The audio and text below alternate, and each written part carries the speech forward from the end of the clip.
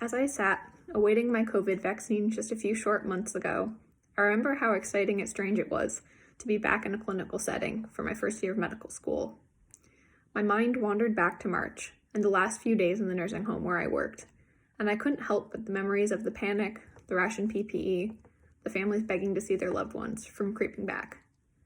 Tears burned my cheeks as I couldn't help but think that I had failed my previous patients, and the guilt loomed over me like a storm cloud. When the COVID-19 pandemic struck, skilled nursing facilities were the center of the storm. The more we learned about our invisible enemy and what it was capable of, the more the infrastructure cracked and unearthed disparities that could no longer be ignored.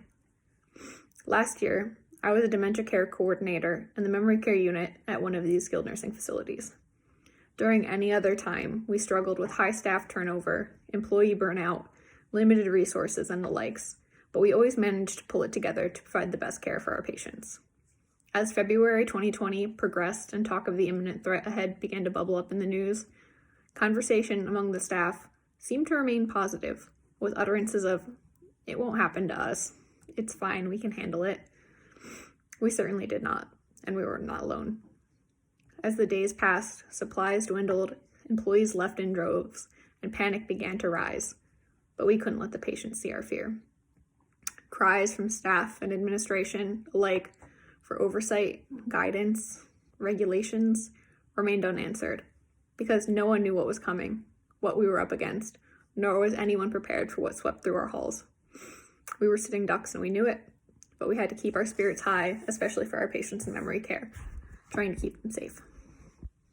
Once our unit went on lockdown, the patients were herded like cattle to their rooms, and the decline was immediate. Without visits, structures, routine, my patients suffered. Not understanding what was going on, they wept, begging us to let them go, free them from the prison we held them in. There was no reassurance we could give them to comfort them.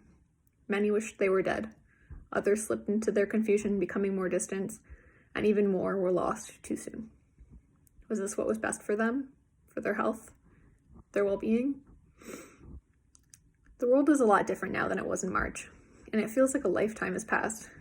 We are much better suited as a whole to fight against this enemy, and there's so much to take away from the experience. For me, as I move forward in my medical education, I've learned the importance of having a plan for everything life throws at you, but to be able to adapt as I saw in my resilient peers. I've also learned how important it is to be able to forgive yourself because nothing is certain in medicine.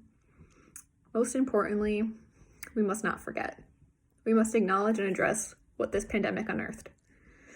Resources to elder care and skilled nursing facilities came too late for the nation to protect our most vulnerable, and we lost almost 250,000 lives of those aged 65 and older. We must take this as a lesson to move forward, to do better and be better for our patients, parents, grandparents, and everyone we love.